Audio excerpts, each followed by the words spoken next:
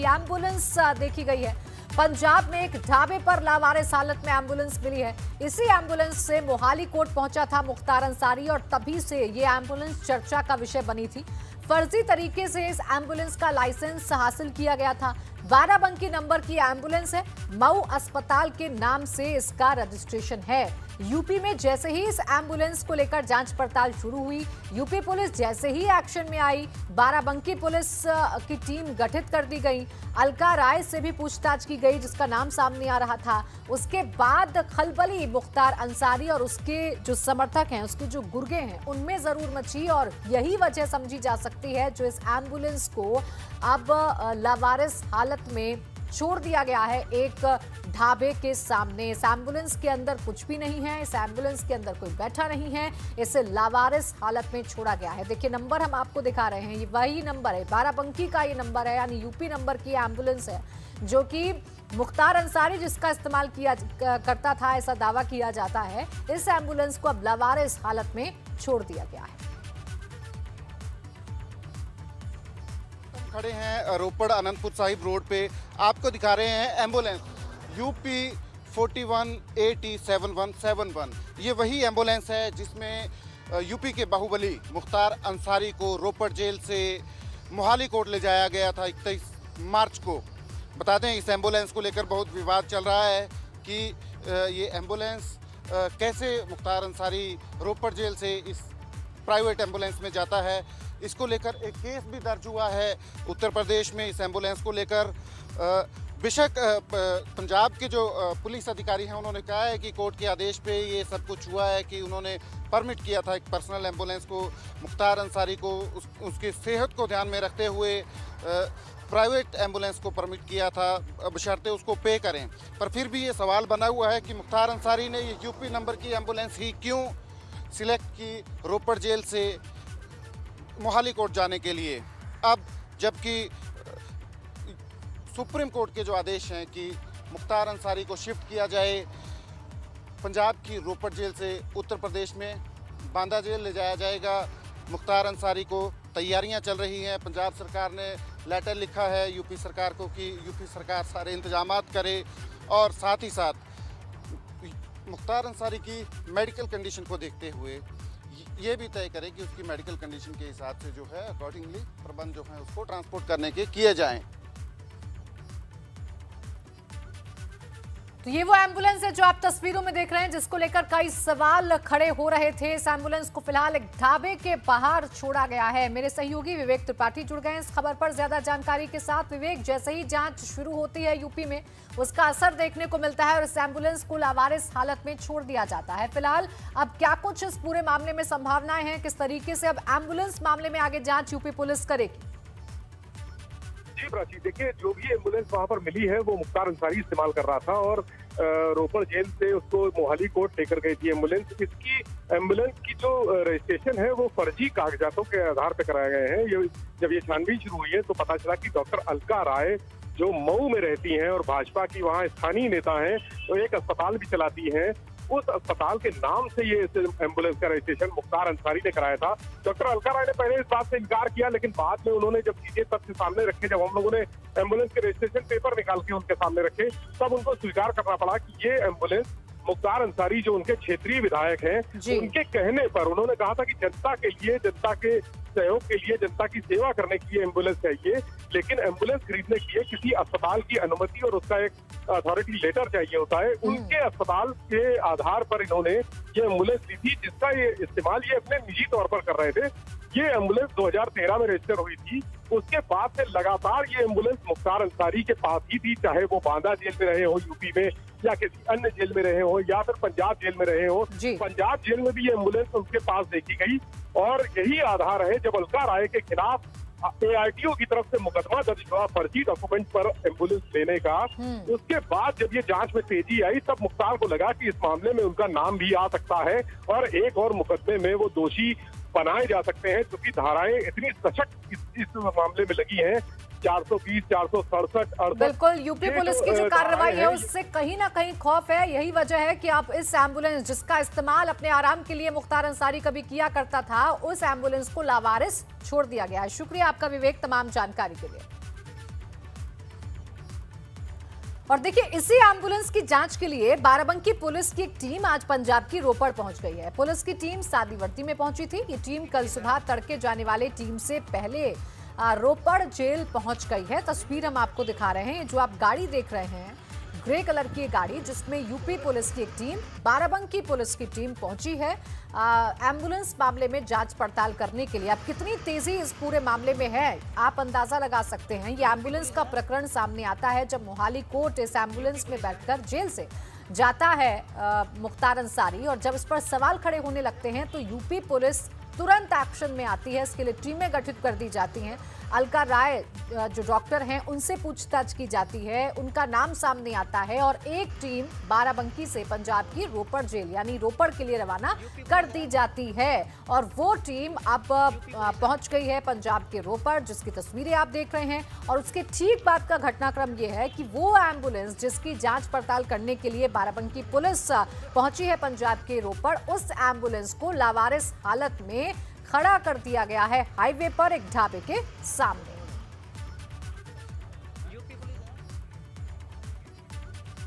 और इन सब के बीच अहम अपडेट यह है कि मुख्तार को सड़क मार्ग से लाया जाना लगभग अब तय हो गया है। कल देर रात मुख्तार को बांदा लाया जाएगा। प्रयागराज जोन के एडीजी प्रेम प्रकाश को अहम जिम्मेदारी सौंपी गई है।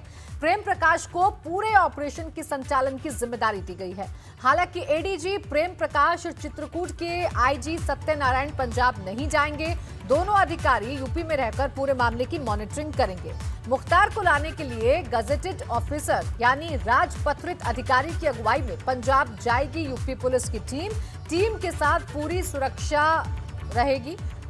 पिजन 1 और एम्बुलेंस भी जाएगी।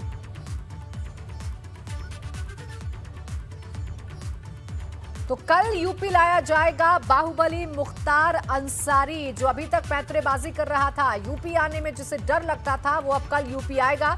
पंजाब की रोपड़ जेल से बांदा जेल अब मुख्तार अंसारी को शिफ्ट किया जाएगा।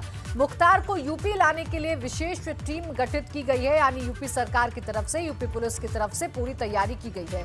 कल सुबह पंजाब रवाना होगी यूपी पुलिस की एक विशेष टीम, जो कि मुख्तार अंसारी को बांदा लेकर आएगी।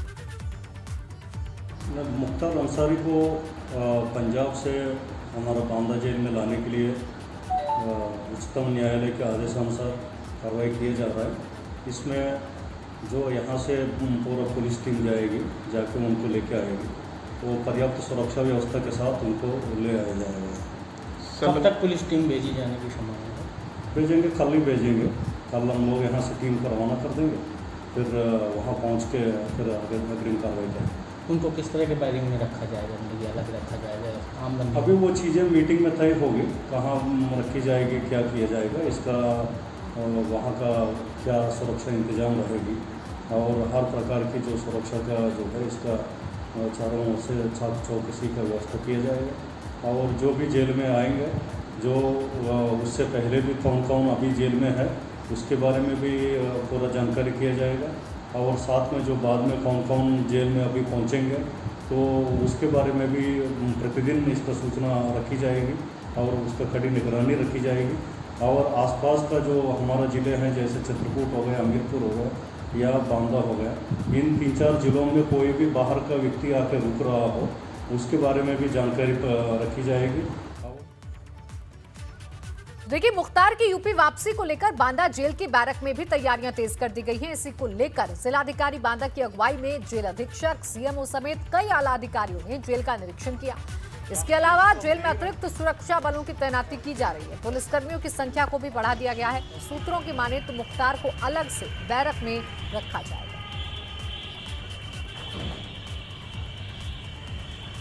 तो अलग से बैरक में मुख्तार अंसारी को रखा जाएगा। देखिए, 2 साल बाद बांदा जेल में लौट रहा है मुख्तार अंसारी, और मुख्तार अंसारी नंबर 1 अपराधी है यूपी का, जिसको देखते हुए तमाम तैयारियां की गई हैं। बांदा जेल में भी विशेष तैयारी की गई है सुरक्षा के मद्देनजर।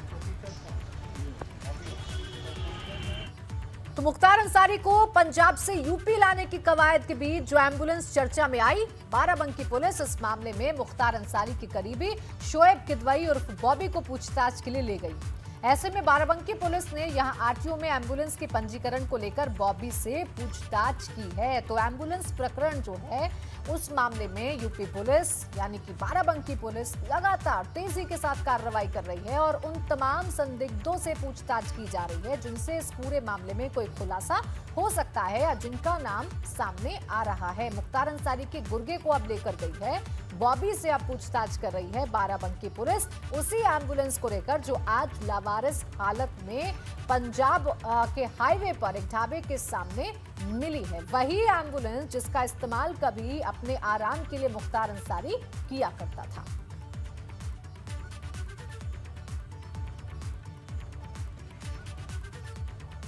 और इस बीच एक बड़ी खबर ये मिल रही है कि छत्तीसगढ़ के बीजापुर में नक्सली हमला हुआ है और इस नक्सली हमले में अयोध्या के जवान राजकुमार शहीद हो गए। सीएम योगी ने शहीद राजकुमार को श्रद्धांजलि अर्पित की है और शहीद के परिजनों को 50 लाख की आर्थिक मदद का ऐलान किया है। वहीं शहीद के परिवार के एक सदस्य को सरकारी नौकरी का भी ऐलान किया गया है।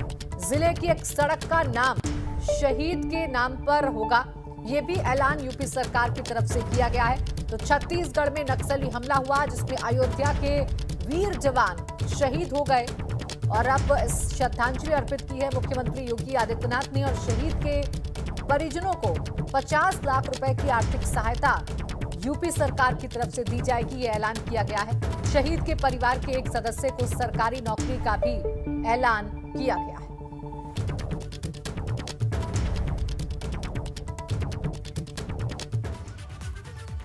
और अब बात कोरोना की करेंगे जो रफ्तार के साथ आगे बढ़ रहा है। जी हां, यूपी में कोरोना के बढ़ते मामलों को लेकर अब सरकार ने भी नियम सख्त कर दिए हैं। शहरी इलाकों में कोरोना मरीज मिलने पर इलाका कंटेनमेंट जोन घोषित होगा। एक मरीज मिलने पर 20 मकानों का इलाका सील कर दिया जाएगा। अगर एक से अधिक केस होता है तो 60 मकानों का इलाका सील कर दिया जाएगा। नियम के मुताबिक कंटेनमेंट जोन में लोगों का आवागमन बंद हो जाएगा। वहां के लोगों को 14 दिन तक इसी स्थिति में रहना पड़ेगा। इलाके में सर्विलांस टीम सर्वे और जांच करेगी। सभी जिलाधिकारियों और पुलिस अफसरों को आदेश जारी कर दिया गया है। बहुमंजिला अपार्टमेंट के लिए नियम कुछ अलग रखे गए हैं। एक मरीज मिलने पर अपार्टमेंट की उस मंजिल को बंद कर दिया जाएगा। एक से अधिक अगर मरीज मिलते हैं तो ग्रुप हाउसिंग का संबंधित ब्लॉक सील कर दिया जाएगा। 14 दिनों तक एक भी मरीज ना मिलने पर ही कंटेनमेंट जोन को समाप्त किया जाएगा। यानी अब सख्ती देखिए उत्तर प्रदेश में बढ़ रही है। सरकार पूरी तरीके से सख्त है। जरूरी है कि आप भी अपनी जिम्मेदारी को समझें।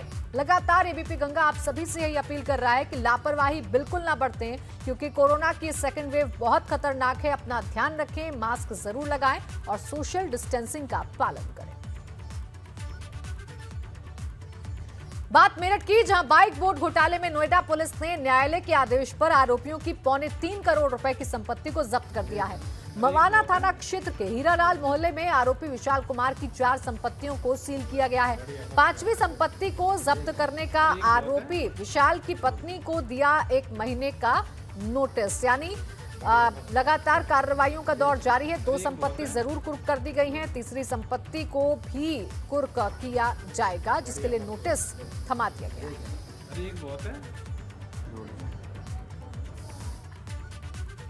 और अब बात आजमगढ़ की करेंगे। आजमगढ़ के सगड़ी तहसील क्षेत्र के बहरीपुर मनिकाडीह गांव में अवैध निर्माण पर प्रशासन ने डंडा चलाया है। प्रशासन ने निवर्तमान प्रधान सहित आधा दर्जन लोगों के कब्जे से अवैध निर्माण ढाया है। उच्च न्यायालय के आदेश पर पोखरी से अतिक्रमण हटाने के लिए तहसीलदार ब्रजेंद्र कुमार उपाध्याय के द्वारा नोटिस जारी किया गया था, लेकिन अतिक्रमण नहीं हटाए जाने पर स्थानीय प्रशासन ने अवैध निर्माण को ढा दिया। प्रशासन की इस कार्रवाई से क्षेत्र में हड़कंप मचा रहा। अवैध कब्जेदारों से खर्च की वसूली भी की जाए।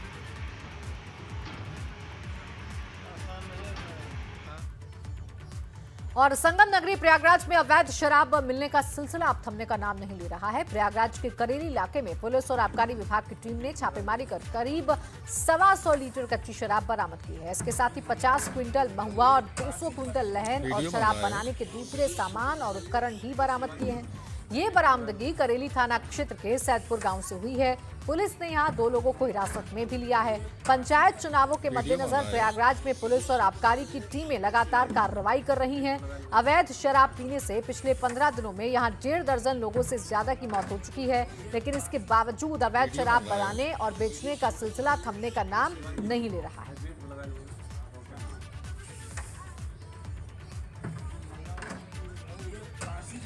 वीडियो बन रहा है यार।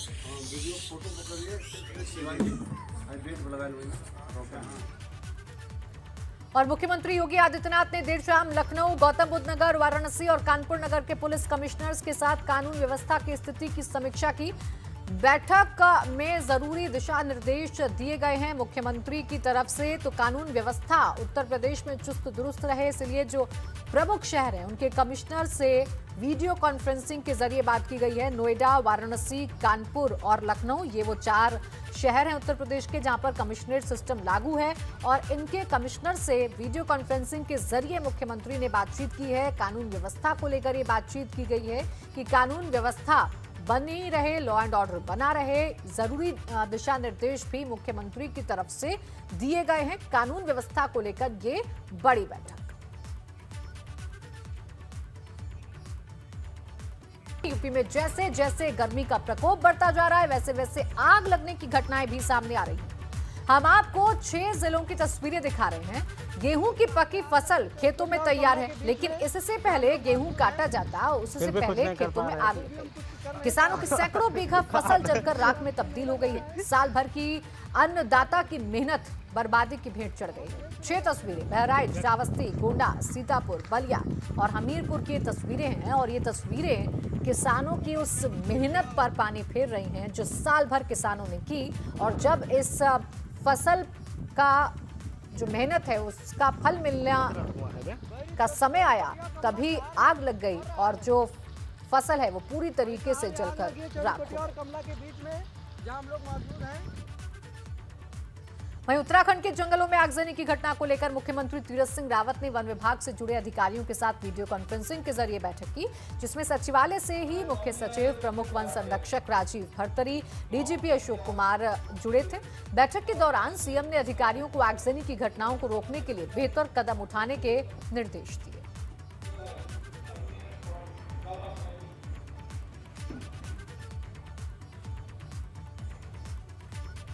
और उत्तराखंड के जंगलों में आग विकराल रूप ले रही है, जिस पर काबू पाने के लिए अब एनडीआरएफ की टीमें मोर्चा संभालेंगी। वहीं उत्तराखंड सरकार को राहत कार्यों के लिए केंद्र सरकार की तरफ से 2 हेलीकॉप्टर भी उपलब्ध कराया जाएगा। केंद्रीय मंत्री अमित शाह ने ट्वीट कर मुख्यमंत्री तीरथ सिंह रावत से बात कर उन्हें हर संभव सहायता देने को कहा। अमित शाह ने ट्वीट कर इस बात की जानकारी दी, जिसके बाद सीएम तीरथ सिंह रावत ने भी गृह मंत्री अमित शाह का ट्वीट कर आभार जताया।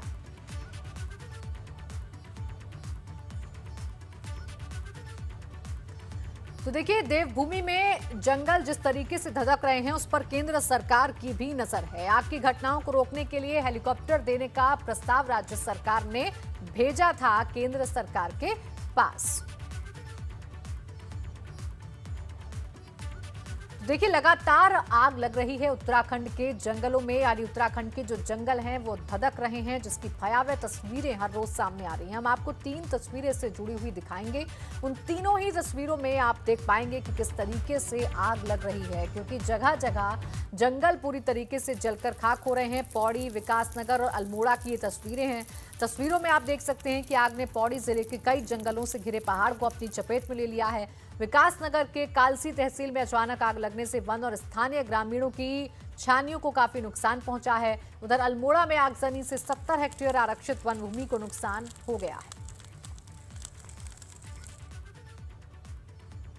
और सहारनपुर में निकाह को आसान बनाने के लिए मुस्लिम पर्सनल लॉ बोर्ड ने एक संकल्प पत्र जारी किया था, जिसमें डीजे बजाने को लेकर, डांस करने को लेकर 15 सूत्रीय एक संकल्प पत्र था, जिसे लखनऊ में बाकायदा पढ़ा गया और ये तय किया गया था कि जहां पर इन नियमों का पालन नहीं होगा वहां पर निकाह नहीं पढ़ा जाएगा। इसी को लेकर आज थाना बेहट क्षेत्र के घगरौली में एक सम्मेलन का आयोजन किया गया, जिसमें इस 15 सूत्रीय संकल्प पत्र पर चर्चा हुई और इस संकल्प पत्र में शामिल सभी 15 बिंदुओं पर चर्चा करते हुए इस पर अपनी सहमति दी। चर्चा में शामिल सभी उलेमाओं, मुफ्ती ने इसका समर्थन किया। वहीं दहेज मांगने वालों का सामाजिक बहिष्कार करने की भी अपील। और इंशाल्लाह प्रोग्राम के आखिर तक और दुआ के बाद इंशाल्लाह फिर यहाँ से हमारे जो नदवी भी हैं और बहुत बड़े सहाफ़ी भी हैं, अखबार के वो भी तशरीफ लाएं, उनका इस्तकबाल। ये आज का जो प्रोग्राम है वो समाज के अंदर जो बुराइयां फैली हुई हैं, ख़ास तौर से शादी ब्याह के अंदर, उसके ताल्लुक़ से लोगों को जागरूक करने के लिए किया गया है। और all India Muslim personal law board जो एक पूरे भारत का जो एक संगठन है, वो इस तरह का संगठन है कि जिसके अंदर सारे लोग हैं, तमाम फील्ड के लोग हैं, काम करते हैं। तो उसकी एक इस्लाह मुआशरा की जो कमेटी बनी है, समाज सुधार कमेटी उत्तर प्रदेश की, मैं उसका रुकन भी हूँ। तो यहाँ पर ये कार्यक्रम रखा गया ताकि निकाह के अंदर, शादियों के अंदर, ब्याहों के अंदर जो गलत बातें होती हैं, ज़्यादा बातें होती हैं, फजूल खर्ची, उनसे बचा जा सके। और कोरोना संक्रमण के बीच रेलवे ने यात्रियों की सहूलियत के लिए बड़ी संख्या में अनारक्षित ट्रेनें पटरी पर उतारने का फैसला किया है। इन गाड़ियों के पटरी पर दौड़ने से दिल्ली एनसीआर के साथ ही सहारनपुर, अमृतसर, फिरोजपुर, फजिल्का समेत कई जगहों की राह आसान होगी। 5 अप्रैल से ज्यादातर अनारक्षित ट्रेनें लोगों की राह आसान करने लगेंगी। उत्तरी रेलवे की तरफ से कुल 71 अनारक्षित मेल और एक्सप्रेस ट्रेनों की सूची जारी की गई। कौन कौन सी ट्रेन चलेंगी वो आप अपने टेलीविजन स्क्रीन पर देख रहे हैं। सहारनपुर दिल्ली जंक्शन और वाराणसी प्रतापगढ़